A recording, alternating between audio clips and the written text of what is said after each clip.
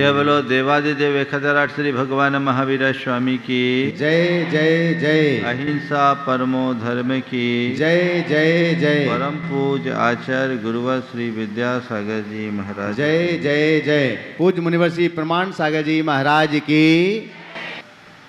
हमारे जीवन में बहुत सारी चीज़ें घटती है, उनमें कुछ ऐसी होती है जिसे हम अपने प्रयासों से पाते हैं, और बहुत सारी चीज़ें ऐसी होती हैं जिसे हम अपने भाग्य का परिणाम मानते हैं। संसार में दो तरह के लोग हैं, कुछ भाग्यवादी लोग तो कुछ कर्मवादी लोग। हमारा जीवन का जो क्रम है वो कैसे बनता है और कैसे बदलता है, हमें इसे बहुत गहराई से समझने की ज़रूरत है। आज का विषय है भवितव्यता, जो हमारे भाग और कर्म दोनों को साथ जोड़ करके चलाने वाली चीज़ें हमें सिखाता है। बहुत सुंदर वाक्य से आज की बात की शुरुआत में करने जा रहा हूँ। जब मनुष्य दृढ़ प्रतिज्ञ हो जाता है तब भाग लक्ष्मी उस पर प्रसन्न होकर कृपा करना चाहती है।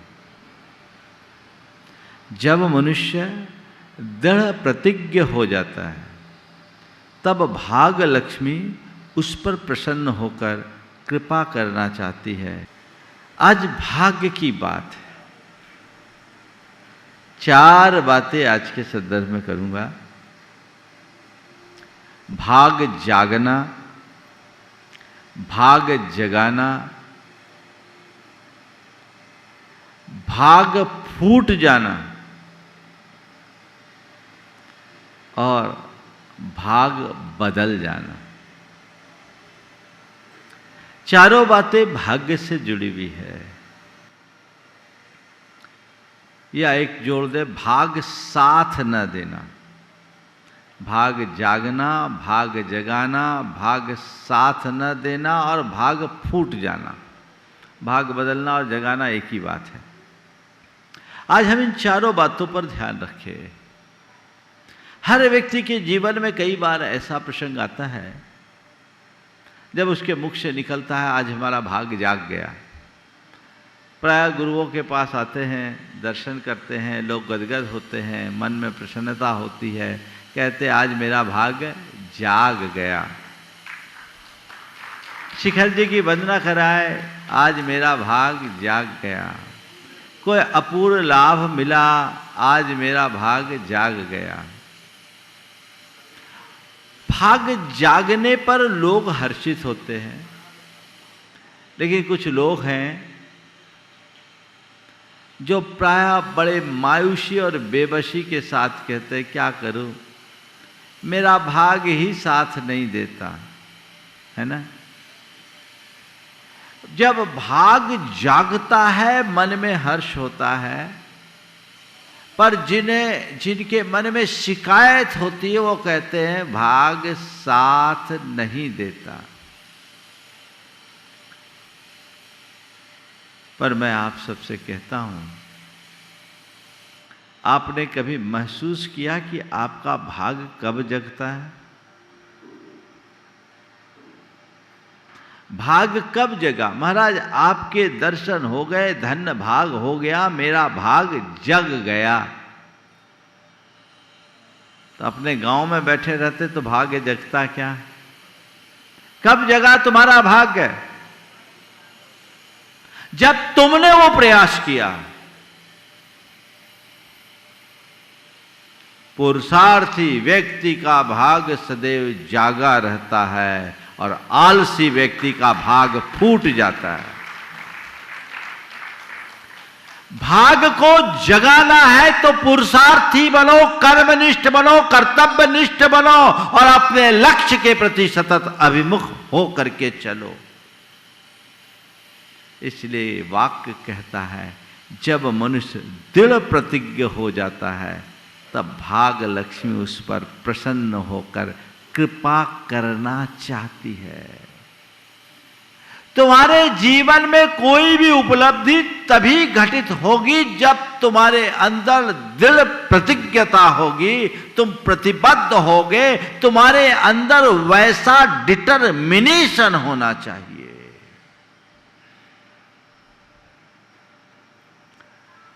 मेरा भाग जगा है ये दिमाग से हटाओ, मुझे अपना भाग जगाना है ये पुरुषार्थ घटाओ। जो आलसी होते हैं उनका भाग फूटता है और जो जागरूक और तत्पर होते हैं उनका भाग जागता है।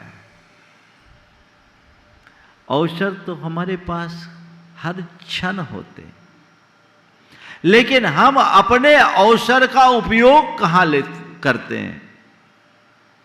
जो मनुष्य कर्तव्यनिष्ठ और लक्ष्योन्मुखी होता है वो हर प्रसंग में अवसर ढूंढ लेता है, और जिसका कोई लक्ष्य नहीं, जिसके अंदर उद्यमशीलता नहीं, वह व्यक्ति हर अवसर में भी कोई ना कोई परेशानी खोज लेता है ना। आप चाहते हैं कि मेरा भाग्य चमके, चाहते हो कि नहीं? हाँ, भाग्य चमके तो बताऊं किसी वस्तु को चमकाने के लिए क्या करना पड़ता है? हाँ, क्या करना पड़ता है? रगड़ना पड़ता है ना। यानी अपने भाग्य को चमकाना चाहते हो तो सतत कुछ करना शुरू करो, उद्यमशील बनो, अपने आप तुम्हारा भाग्य चमकेगा।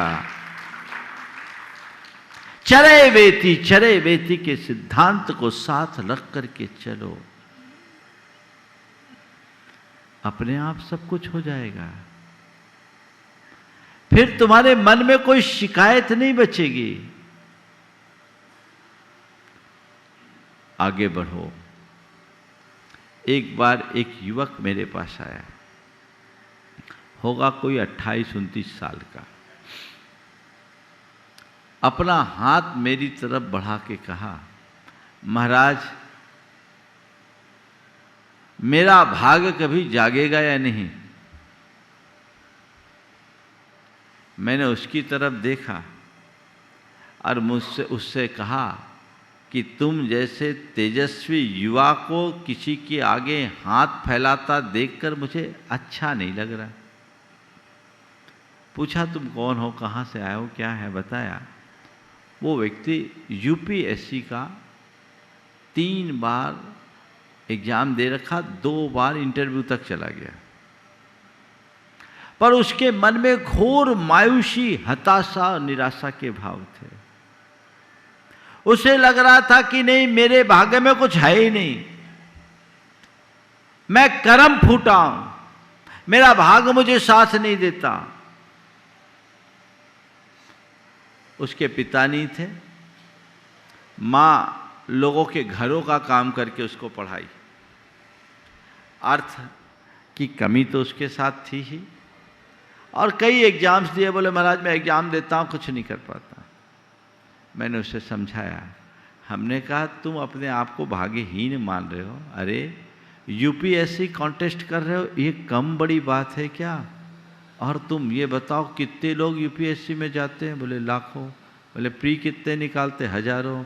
मेंस में कितने जाते हैं? और कम। और इंटरव्यू में? बोले जितनी सीट होती उससे 3 गुने।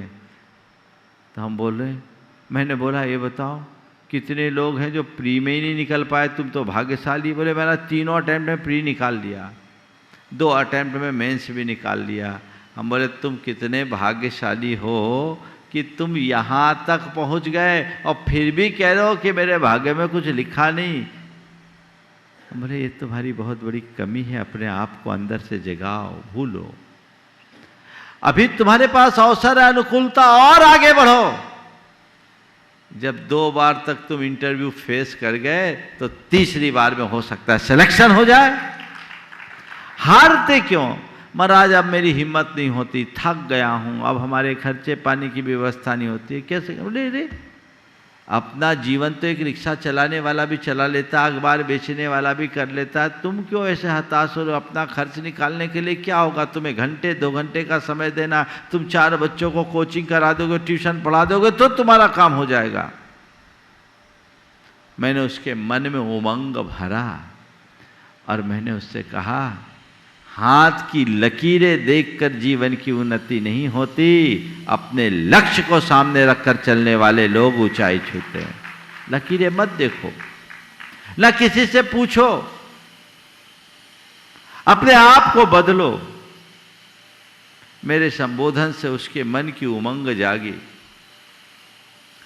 बोला, महाराज आज बहुत संबल मिला। अभी तक मैं बहुतों के पास गया, लोगों ने मुझे ढेर तरह के कर्म कांड बताए, पर आज आपने जैसा मोटिवेशन मुझे दिया,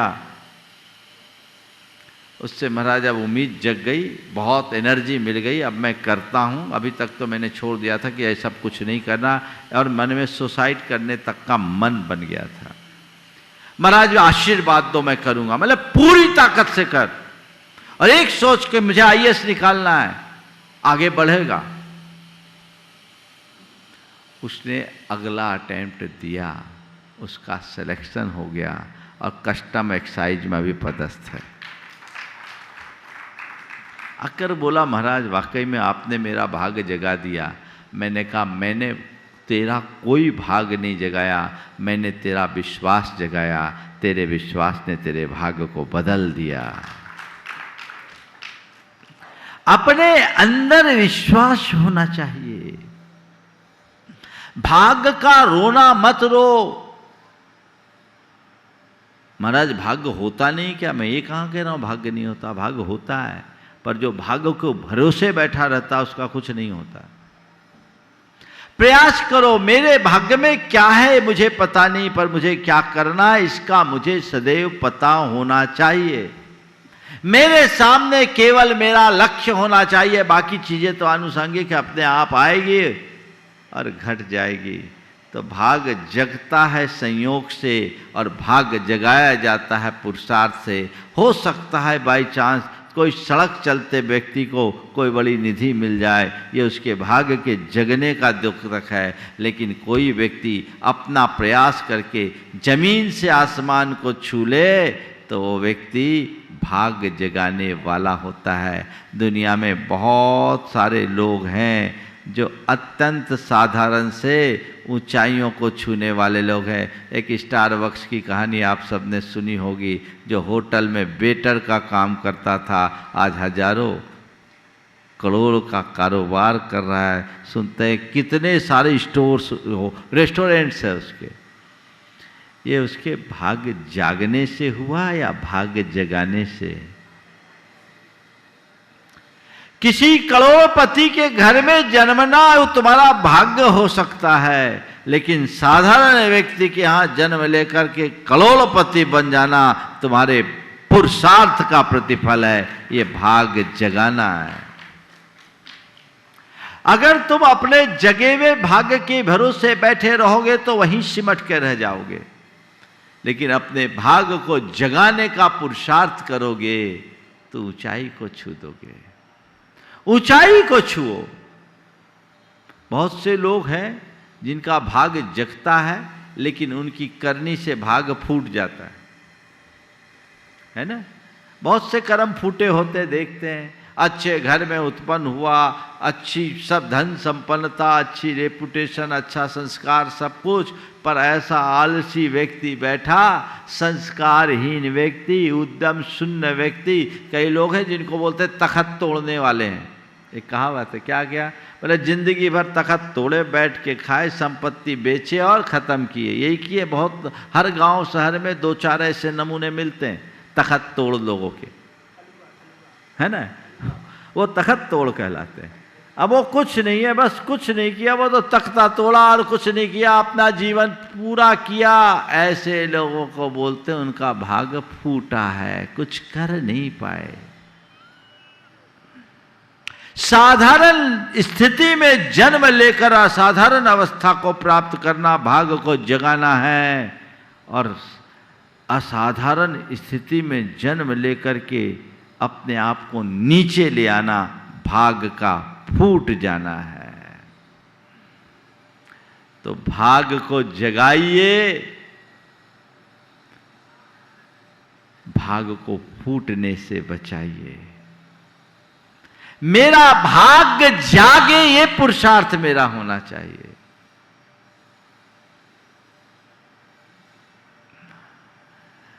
कई बार ऐसा होता है किसी किसी का भाग जोर मार देता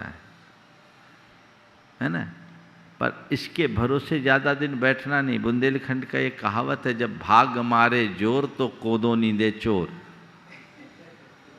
हाँ, भाग मारे जोर तो कोदो नींदे चोर। वो हुआ ऐसा, सुना दो एक किस्सा। हाँ, ऐसा हुआ कि एक चोर किसी के यहाँ से चोरी करके जा रहा था, पीछे पीछे पुलिस आई। अब बचने के लिए वो गांव की तरफ से बाहर से भागा। अब रास्ते में खेत पड़ा, देखा कि अब और कोई रास्ता नहीं है, वो खेत में छिप गया। खेत के मालिक ने देख लिया, खेत में छिप गया। वो बोला, भैया मैं तुम्हारे खेत में थोड़ी देर रहूं? बोला, भैया ठीक है, तुम मेरे खेत में रहोगे तो मेरे खेत की निंदाई करनी पड़ेगी। खेत कोदो लगा हुआ था, कोदो एक धान होता है चावल जैसा, खेत में कोदो लगी हुई थी। बोला, तुम्हें मेरी कोदो की निदाई करनी पड़ेगी। बोले, मैं निदाई करता, मैं निदाई करता हूँ। ठीक है, वो खेत में चोर घुसा और खेती की निदाई करना लगे। निदाई यानी जो खरपतवार उगाते हैं उनको उखाड़ उखाड़ के अलग करना शुरू कर दिया। अब क्या हुआ, पीछे पीछे पुलिस आई। पुलिस ने पूछा, इधर से कोई निकला है क्या? पुलिस ने पूछा, इधर से कोई निकला है क्या? बोले, नहीं, मैंने जब से कोदो की निदाई शुरू की यहाँ से कोई नहीं निकला। अब पुलिस भी वहीं बैठ गए। अब उसको क्या करना पड़ा, वो कोदो को नींदना पड़ा। समझ गए? उसकी पूरी निदाई हो गई। तो बुंदेलखंड में कहावत चालू हो गई, जब भाग मारे जोर तो कोदो नींदे चोर, है ना। ये कभी कभार हो सकता, हमेशा नहीं। इसलिए अपनी खेती की निदाई चोर के भरोसे करोगे तो तुम्हारी खेती बर्बाद हो जाएगी। कभी जोर मारकर बाय चांस कोई चोर तुम्हारी निदाई कर दे, ये हो सकता है, पर ये मान करके चलना, अपने जीवन की खेती तुम्हें खुद संभालनी है, कोई दूसरा नहीं संभाल सकता। बाहर की खेती में कोई दूसरा सहायक हो सकता है, पर जीवन की खेती तो खुद के बल पर ही फलीभूत होती है। वो दृष्टि होनी चाहिए। इसलिए मैं कहता हूं, भाग्य जगाओ, दृढ़ प्रतिज्ञ हो जाओ। बहुत गहरा वाक्य, आज मुझे लगता आगे के वाक्यों की जरूरत ही नहीं। जब मनुष्य दृढ़ प्रतिज्ञ हो जाता है, तब भाग लक्ष्मी उस पर प्रसन्न होकर कृपा करना चाहती है। डिटर्मिनेशन अपने मन में होना चाहिए। ठान लो, जो करना है ठान लो। करना नहीं है, करना ही है ना। कई तरह के लोग होते हैं।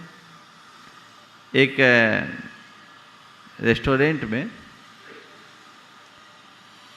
एक मनोवैज्ञानिक अपने कुछ मित्रों के साथ चाय पीने के लिए गया।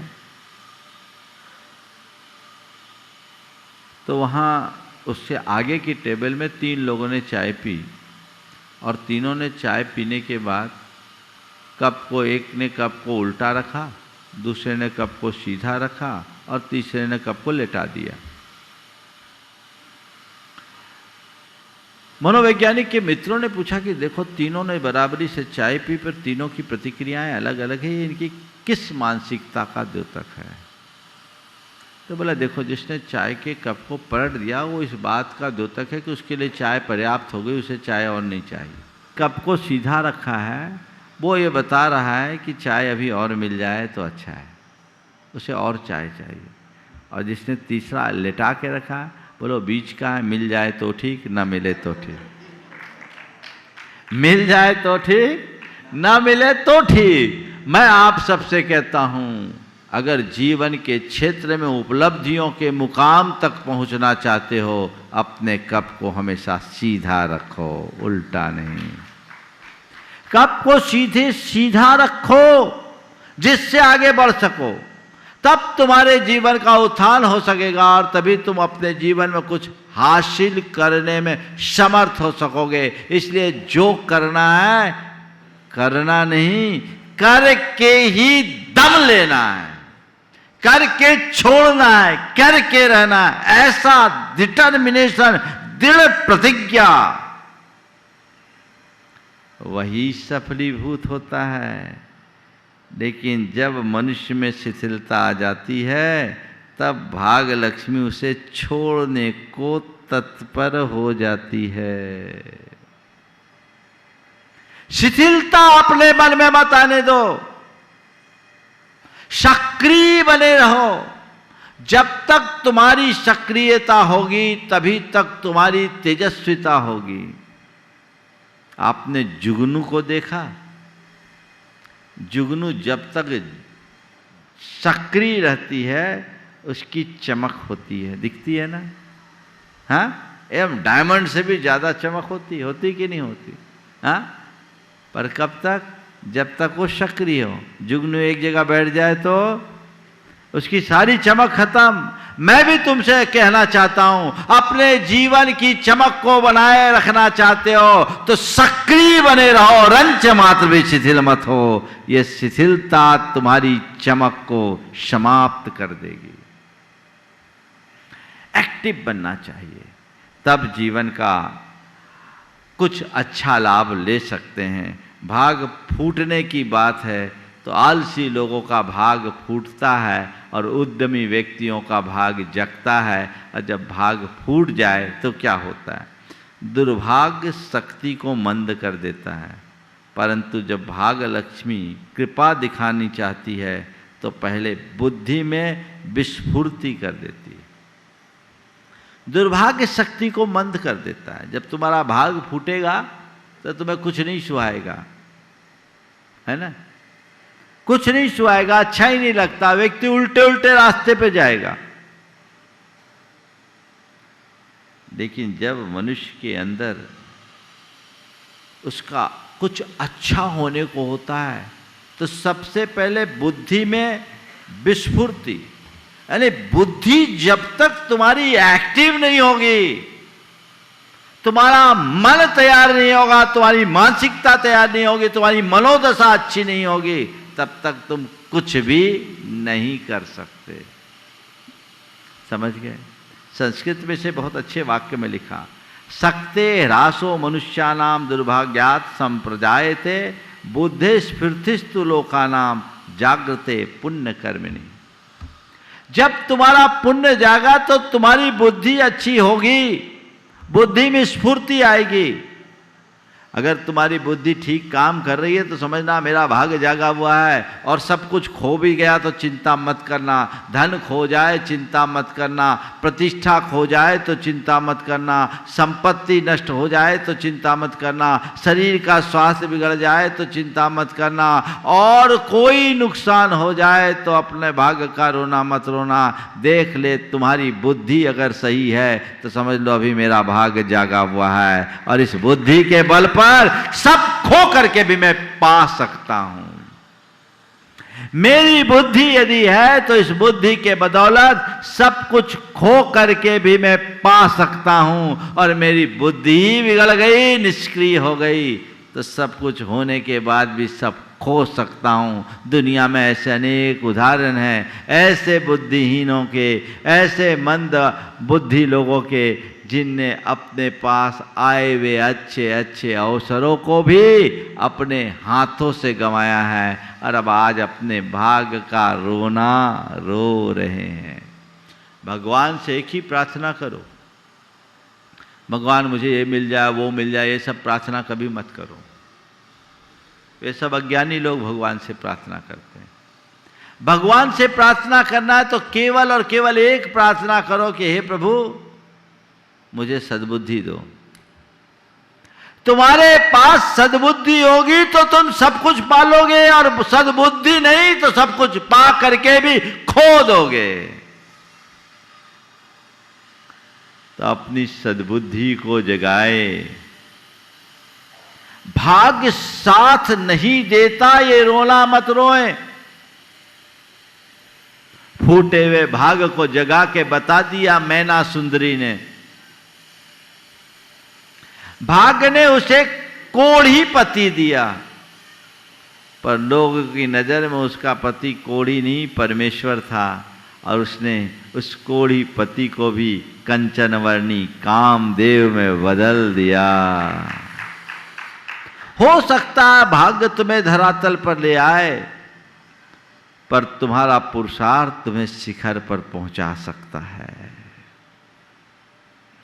पहुंचा सकता है। ये लक्ष्य रखो, भाग्य साथ नहीं दे रहा है, भाग्य साथ नहीं दे रहा, ये दिमाग से हटाओ।